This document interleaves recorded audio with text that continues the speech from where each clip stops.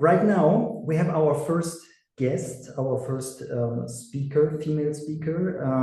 It is Anja. She's a consultant from the SAENA, and her focus is energy consulting. And she is responsible for the research action and for a survey that asked SMEs for their research demands. This analysis was done in the spring and summer this year, and we are looking forward to hearing about your results. What are the demands of Saxonian SMEs and the perspective in doing research and their needs? So thank you very much, Ms. Gross, that you prepared the short presentation for today and that you are offering us to get some insights of your research done. All right. Thank you very much. I hope, can you see my presentation? Yes. Okay. Thank you. Yes, a warm welcome also from my side. I will give some insights into research demands from small and medium-sized companies in Saxony. And I work for the Saxon Energy Agency since April this year. I'm in charge there for research transfer into such companies with focus on the production sector. So let's start. Yes, how mentioned before, we conducted the survey between May and August 2024, and we focused on the manufacturing industry in this survey, particularly processing sector. We received over round about 70 replies. You can see on the left side, 3/4 of them came from SMEs around Saxony, and most of them came from paper mills and paper converters, followed by the production of food and animal feed, beverages, and mechanical engineering. And also on the third place, we have the manufacturing of fabricated metal products. I have to say, quite a big part came also from energy suppliers around Saxony. So what we did, we asked the participants to choose categories where they think there is a research and development need. We did ask for the short-term research demands. That means for their research demands they can't solve on their own in the next 3 to 5 years. And here you can also see that energy storage has the highest votings. All in all, over 50% of participants told us that they are looking for solutions in any kind of energy storage. This is followed by energy self-sufficiency and electrification. So that fits quite well to today's event, because that's one focus of this event, energy storage solutions. That's why I will give some insights into this, and this is also connected to energy self-sufficiency and also to participation in the energy market. Also, I did choose those topics because most of the speakers for today's event, they talk about this, but we have also other ideas about this in the section electrification and production process approaches, as well as sector coupling. Now, we did ask to the participants to choose their categories, and then they had also this option that if they wanted, they can input their research demands. Research demands they have in their companies. And you can see for energy storage solutions, we received over 40 replies. and very highly came up. They look for research and development partners in the field of storage for generated energy, sorry. And this could be electrical, that was most often said, but also thermal energy. This includes also cold storage, but also, for instance, to store energy from waste heat processes. That would be, for instance, interesting for paper mills. Also, very often they told us long-term storage for heat and biomethane. Then batteries, electrical long-term storage, and transportable thermal energy solutions, as well. Everything was what corresponds with demand response. That means decentralized storage solutions for load smoothing, for instance, and grid optimization.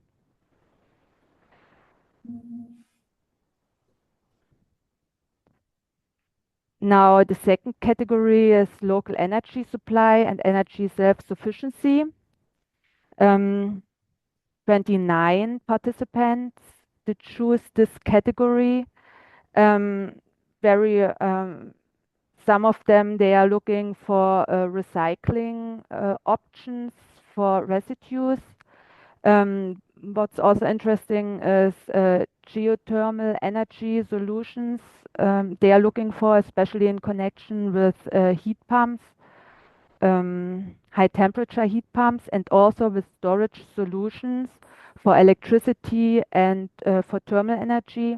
And also hybrid power plants are one answer we received here, as well as hydrogen production or solutions for the storage of hydrogen.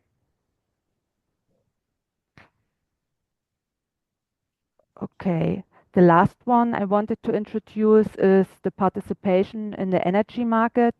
Here we received some concrete answers, and all of them are in connection with demand side management. Also, a special one is to use the production system itself as a storage option. Yeah, so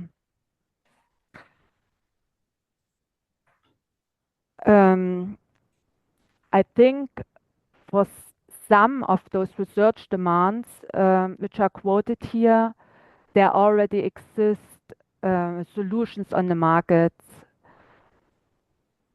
The question is if they are already profitable. In the survey, we did not only ask for research demands, we also did ask the companies, what do you think? What are the main barriers not to take part in research and development projects?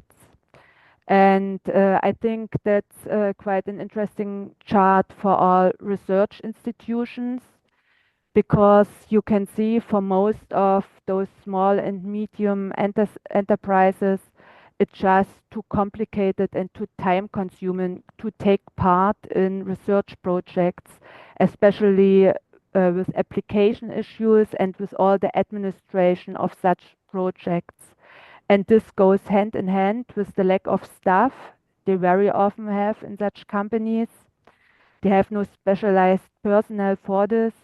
Yeah, and I think maybe this gives also an idea where it would be useful to support smaller companies to find project partners. And I know many research institutions do this already. They help with applications, and they help also with the administration of such projects to make them more attractive to find partners. Also, we did ask those companies, how do you prefer to take part in research and development projects? And there were no significant differences in those small and medium-sized companies. Most of them prefer to take part as a funded partner, and quite a lot of them, they favor to take part in group projects or networks. And only very small companies and companies between 50 and 250 employees, they also there was a higher rating for third-party contracts from research institutions. For bigger companies or larger companies, companies with more than 250 employees, they are very interested in they are more interested in to take part as an associated partner. I think that's probably because very often they are not funded so well in public public funding. All right, so that were the insights from my side. I thank you very much, and I would like to take back. Yes, thank you very much. That was a very interesting perspective, Ms. Gross, from what are the demands and the needs of the companies here in Saxony. Maybe we get closer in this discussion later, but I would like to raise a question before, because is it a correct conclusion that SMEs that offer research and that are doing research and focusing on research, that they would have better cooperation contacts and sustainable cooperations with companies that have demands in energy storage if they support the research partners with the administrative and the organizational things of the research project. Mm. I mean, you mentioned some research organizations do this already. And maybe you could focus on this once again, because I think this is a gap maybe, or could be a business case for research companies. Yes, thank you for this question. Yes, it's interesting because it could be that it is a gap. Maybe it would be an idea to offer work packages, especially for this. I'm not sure if that would be allowed. I have no idea. But in reality, I worked before at a research institution, and we have done this. We always supported with the application, and in some special cases, we also did support with the administration. Yeah, but maybe another way would be that such organizations who are in charge for informing research institutions and companies that they could take over such work packaging. Mm-hmm. I think it would make the things more attractive for smaller companies. Mm. Yes, yes, on the one side, because maybe it could be easier market access for the storage and energy research doing companies. But before we get in a bilateral dialogue, maybe there are some other questions from the audience. Just raise your hands or yeah, write your question in the chat. Right now, I don't see some questions. Maybe then another question. Did you also have some interviews with the companies, or was it an online call? No, we didn't have any interviews. I mean, we did a survey also because we want to focus, and that's why it was very important for us. That's why it was also just such a quick survey. It took only 5 minutes to take part. All right. No. Okay. So thank you very much for the work and for the presentation of your survey. I think it is already for the other companies also relevant to know how they could transfer their products to other SMEs as market players.